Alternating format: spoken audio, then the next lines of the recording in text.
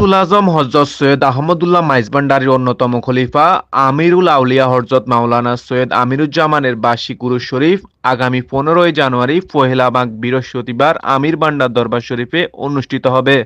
আমির হলে ফুরন বাড়ি তান স্বাস্থ্য ভাই আহমদ ফাকির বাপ ফরিদপুরি মারা গিয়ে তো মরা ফলে হাঁদের তো আমির জমা হতুন এসি তো তান বিবি দাদি যান বরগুয়াড়ে মাজার আছে মা ওয়াই সাতুন রহমতুল্লাহ আলাই তো আমির জমার বেগুন আর জিদের হয়তো ফুয়াবে কিনে সহানা তো হয়তো আল্লাহ দেন আল্লাহ নিয়ে গুই কিরকম মরে গিয়ে তো তেল বিবি বারবার সুপারিশ করে হত তুই কি অনেক কিছু সহান না হয় ফুয়াবরে তো আমির জমা করে লড়িলে বলে আগা গোড়া পাইসারি করে উঠানো নিজে তো পাইসারি করতে করতে হয় সাহস না কিনে ফুয়াবো হন বেহসি নিয়ে তো ফুয়া থেকে নড়াচড়ি হয়তো হইল না ফুয়া বেহসি বলি মরন্ত ফুয়া জীবন্ত এর আমির আলিয়ার মৃত ব্যক্তির জীবিত তো অনেক অনেক ঘটনা কথিত আছে যে তিনি মৃত ব্যক্তিকে জীবিত করতে পারতেন।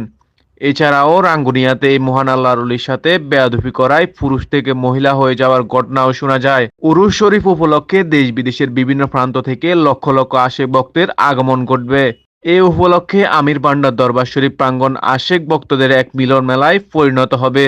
আমির ভান্ডার দরবার শরীফের গাউসিয়া আমির মঞ্জিলের সাজ্জাদানশীল আল্লামা শাহ সুফি সৈয়দ গোলাম রাসুল মোহাম্মদ ফরিদুল আফসার মাইজভান্ডারী এর তত্ত্বাবধানে এবং গাউসে আমির ভান্ডারী আশিকান পরিষদের ব্যবস্থাপনায় দিনব্যাপী এ উরুস শরীফ মহাসমারোহে অনুষ্ঠিত হবে।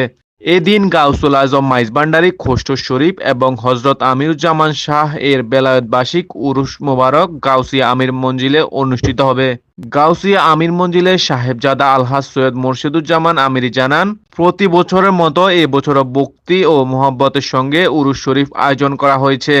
তিনি সকল আশেক রাসূল ও ভক্ত আশেকানদের উক্ত উরুস শরীফে উপস্থিত থাকার জন্য ইমানি দাওয়াত জানান। Desk news, Kafil Talukdar, MRK TV.